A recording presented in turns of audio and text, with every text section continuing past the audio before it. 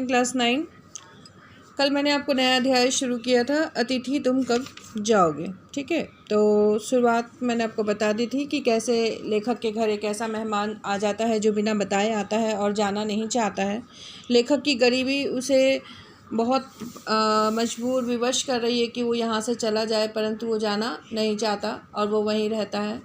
और लेखक मन ही मन न जाने बहुत सारी बातें कहता जाता है कि वो यहाँ से किसी भी तरह से चला जाए। ठीक है, अब हम आगे करते हैं। तीसरे दिन की सुबह तुमने मुझसे कहा मैं धोबी को कपड़े देना चाहता हूँ। यह आघात प्रत्याशित था, इसकी चोट मार्मिक थी। मतलब ये सोचा हुआ चोट नहीं था कि तुम अभी और भी 2-3 दिन रहना चाहते हो, और ये मन को लगी हुई चोट थी।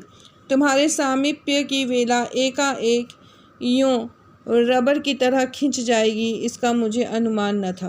पहली बार मुझे लगा कि अतिथि हमेशा देवता नहीं होता, वह मानव और थोड़े अंशों में राक्षस भी हो सकता है यदि वह आपकी चिंता ना करे, सिर्फ अपनी चिंता करे। किसी लॉन्ड्री पर दे देते हैं, जल्दी धुल जाएंगे, मैंने कहा। मन ही मन एक विश्वास पल रहा था कि तुम्हें जल्दी जाना है। कहाँ है लॉन्ड्री? चलो चलते हैं, मैंने कहा, अपनी सहज बनियान पर औपचारिक कुर्ता डालने लगा। कहाँ जा रहे हैं? पत्नी ने पूछा। इनके कपड़े लॉन्ड्री पर देने, मैंने कहा। मेरी पत्नी की आंखें एकाएक बड़ी बड़ी हो गईं। आज से कुछ बरस पूर्व उसकी आंखें, ऐसी आंखें।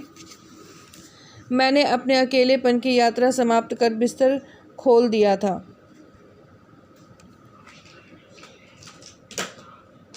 पर अब जब वे ही आंखें बड़ी होती हैं तो मन छोटा होने लगता है। वे इस संदेह और भय से बड़ी हुई थी कि अतिथि अधिक दिन ठहरेगा। मतलब तात्पर्य यह है कि जब लेखक से उसके जो मित्र है उसने कहा कि लॉन्ड्री कहाँ है, तो लेखक को बड़ी चिंता हो गई कि अभी ये और दिन यहाँ ठहरने वाला है।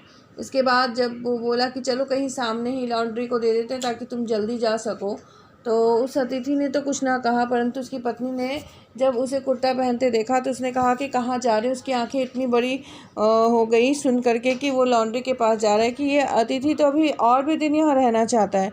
कपड़े तुरंत धुल के नहीं आते हैं, उसमें 2-3 दिन लग जाता है।